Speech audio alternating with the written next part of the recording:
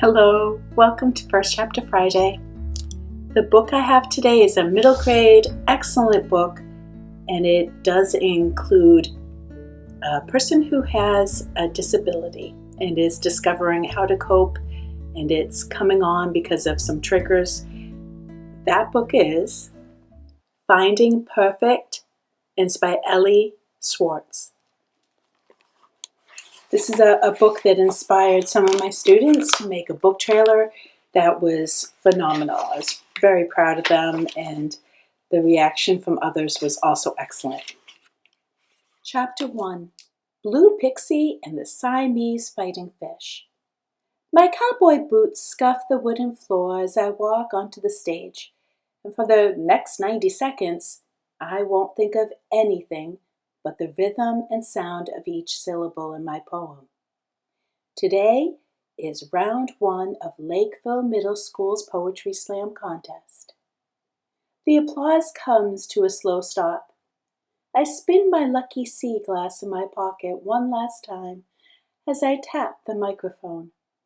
My best friend Hannah gives me a thumbs up from the 4th row, still not used to her new haircut.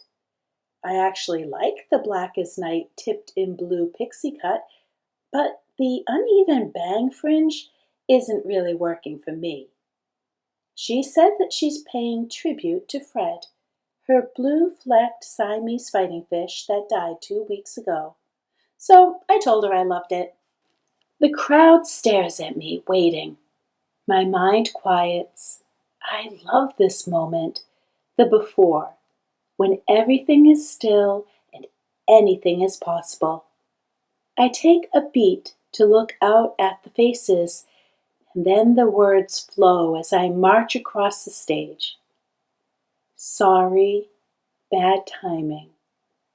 Like a broken clock, a flat tire.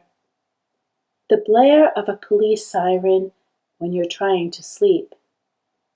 I say, okay, just bad luck. Like a black cat. Friday the 13th.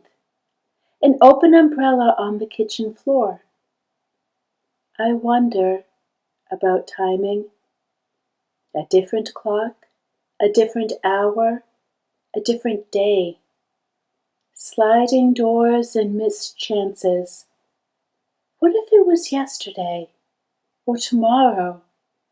I wonder about luck. Links in a chain. Dominoes. A corner puzzle piece when you have 2 sides. I wonder. When I finish the poem, I'm kneeling at the edge of the stage. The quiet escapes out the back while everyone in the first 4 rows stand, cheering. Me, Molly. My insides do a victory dance. I bow and I take my seat next to Hannah. A little hand squeeze. Bridget goes next. Her obsession with obituaries is not left out of her poetry. Her words are sad and dark, but somehow she makes them sound like a beautiful song. I clap loudly. Hannah, she pretends she's busy with something else and can't applaud. She's not a fan of obituaries or of Bridget. And if I'm being totally honest, Bridget kinda deserves that. Ever since they both showed up to Richie C's 5th grade Halloween party, wearing the same zombie bride costume, B has sorta kinda not been so nice to Hannah. Hannah's the last to go. She bows her head, the bangs hang like a slope in front of her face. Her poem is a tribute to Fred. I decide for her next birthday, I'll get her a new Siamese fighting fish from Pete's Pet Palace. When all the poets have spoken, Ms. P steps onto the stage and says into the microphone, I will make the announcement tomorrow as to which 2 classmates will move to round 2 of the Poetry Slam contest. Spit flies from her mouth, and I am thankful there are 4 rows between us. Nice job today, everyone. The bell sounds at the end of the day, and I run home to tell Dad or Kate or Ian, but when I get there, the house is echo empty. I take the stairs 2 steps at a time. In the mirror, I see my braces under my smile, and I don't even care. I love today. I spin 16 times and I fall onto my bed dizzy. I exhale and I open my eyes. I wait for the room to stop spinning. I grab 4 red Twizzlers, pop in my earbuds, and click on the B.B. King playlist that I made during Art on Monday. We're a watercolors unit, and I'm more of a stay-in-the-lines artist. I skip to track 4. This is Mom's favorite song. Ideas swirl in my head for my next poem. I need to move on to round 2, then the final round. Then I need to win. The whole thing. My plan depends on it. This past Saturday, I came millimeters close to making a ginormous mistake that could have ruined my chances of winning the slam and my plan. I was shopping at the Shine Gifts and Gems with Hannah when I almost bought the glass giraffe. Its long sunflower neck and cocoa spots were a splash of yellow against the white shelf. It was so beautiful, but a possibly disastrous purchase just a few days before round 1. Thankfully, I realized that before the clerk with the dirty fingernails rang up the sale. I didn't tell Hannah why I returned Sir Giraffe to his shelf, but if I had bought him, then my collection would have 45 glass figurines. 45! A terrible, odd number. I decided to wait until I could buy Sir Giraffe and Monsieur Kangaroo. I grab a ruler and lay it along my snowy white dresser to carefully align my glass zebra so it sits exactly 1 inch from the blue glass dolphin. I pick up the giant panda, an awesome birthday gift from Kate and Ian.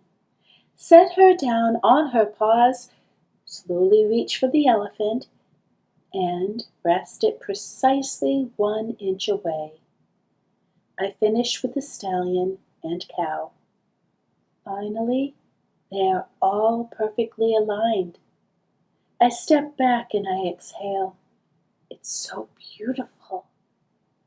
Except for the pink glass perfume bottle. It's lost next to the whale. I pick up the perfume and I roll it between my palms. Mom let me borrow it.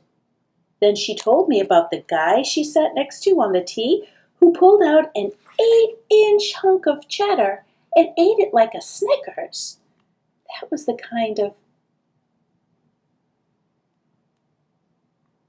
kind of our thing.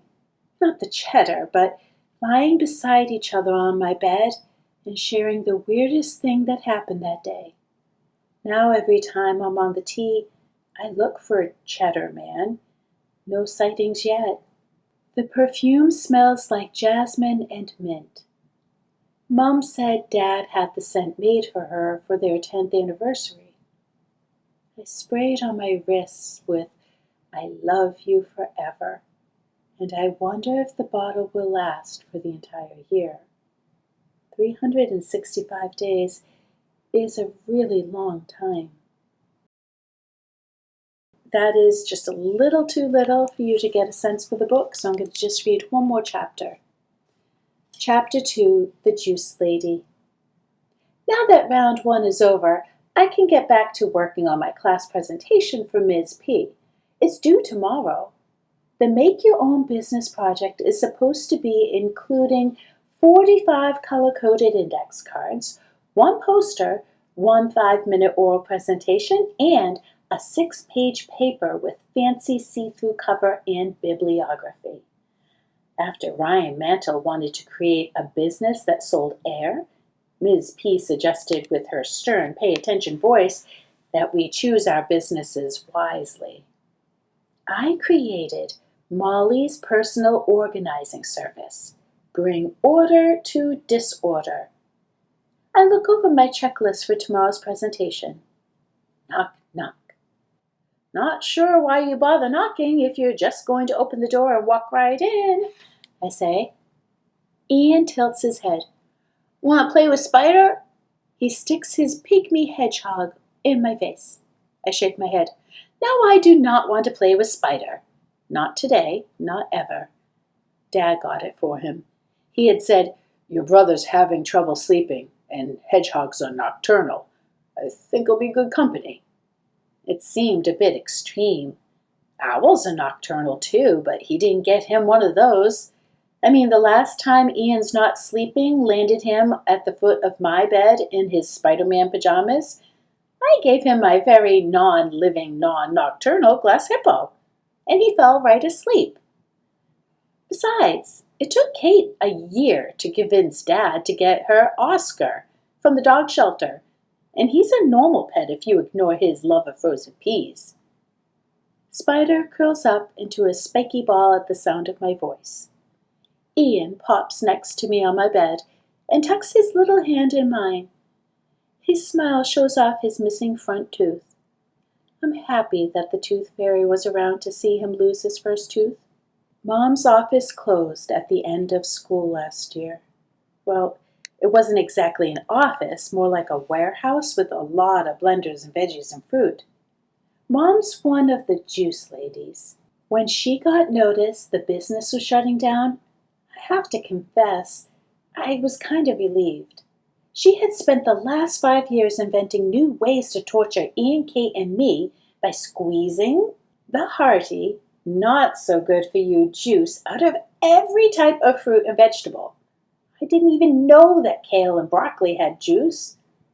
I figured when her job ended, so would the swamp juice.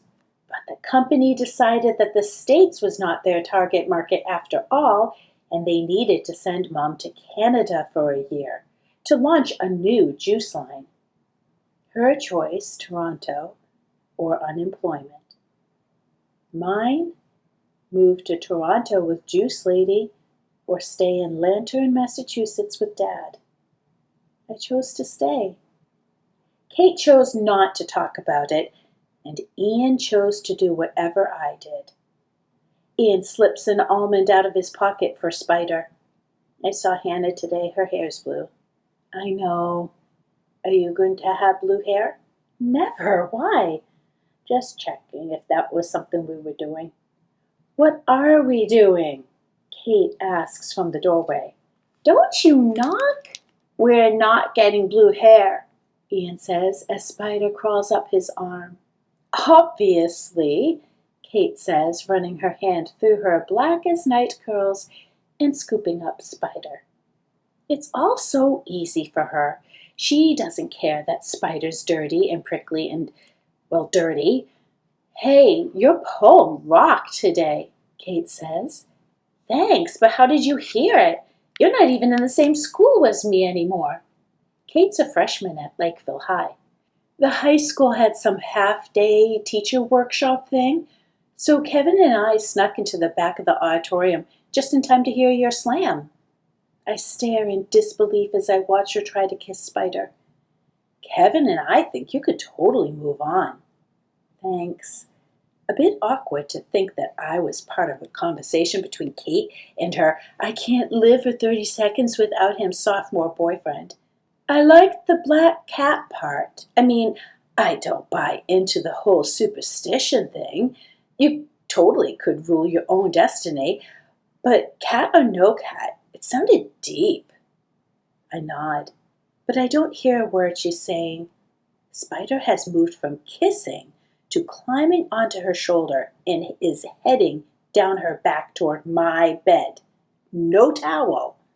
I'm trying to decide if it would be worse to catch him in my bare hands or to have him land on my comforter when Ian grabs him. I'm going to show Dad how Spider can sleep in his sock. Before Kate and I can ask what he's talking about, he whips out one of Dad's long navy dress socks from his pocket. Spider crawls in, and they leave my room. Kate follows them. My checklist for my business presentation is still on my bed, thankfully untouched by Spider. Top of the list, get shoeboxes. First stop, Mom's closet. I crack open the doors and slide onto the honey-colored wood floor. There are no clothes, no shoes, not even a belt left. I set my special sea glass down on the bare wood. Mom and I found it together on Chapin Beach when I was 6. 2 pieces had washed up on the sand next to each other, one turquoise and one gold. Mom kept the gold and I have the turquoise. It's always with me, so I never have to be without it and her. Her clothes and shoes are gone, but the empty shoe boxes remain neatly stacked in the corner. A shiny red checkered box from the ballet flats that I used to borrow. A long black box from the matching leather boots that she bought for our birthdays last year. A white striped one from her fancy silver sandals she never wore, and the neon orange box the running shoes came in when she decided she needed to start exercising. I like to sit in here. It smells like jasmine and mint, and it reminds me of her. My phone blasts the first 24 bars of Mom's favorite B.B. King song. I hit ignore. It's just a reminder. 32 days until Mom's first scheduled visit. The door to the closet creaks open, and Kate stands there staring at me. "What are you doing in here?" "Nothing," I say. "What are you doing here?" She slides next to me on the closet floor. "Sometimes when I miss her most, I come in here," she says. I take her hand and we sit on the floor of Mom's closet together. Being next to her feels a little like a slice of Mom is with me. Everyone always says that she's the mirror image of Mom, the black curls, white as sand skin, and crystal blue eyes. Kate tells me her favorite Mom things, which include almost everything but swamp juice, and moving to Toronto. I miss her laugh, I say. It's from her belly loud and always lasts a beat longer than it should. Neither of us says anything for a while, lost in our own Mom moments. That quiet ends when Ian and Sock Spider poke into the closet. "Can't find Dad. Have you seen him?" We shake our heads no. Ian stares at us. "Why are you guys sitting on the floor of Mom's closet?" "Just talking," I say. He doesn't need to know that we miss Mom's laugh, her bad sense of direction, her lasagna. It's already too hard for him. It's been 3 weeks since she drove out the driveway in the back of a cab, and he still can't sleep at night. Sounds boring. He grabs Sock Spider, and just before he leaves says, "The closet smells like her." "I know," is all that I say. When he's gone, I ask Kate what's been swimming in my brain since Mom left. "Do you think she's ever coming back?" She stares at me. "Pinky swear honest?" "Pinky swear honest." No. So, like I said, there's now you understand what the trigger is for the behaviors that are coming, and they become a bit overwhelming and really intrude in Molly's ability to succeed in life, and she has to really cope with the triggers so she can get rid of some of these behaviors that she doesn't want. And it is a very understandable and poignant story, and I think you'll really enjoy it. I hope you try. Take care. Thanks for listening.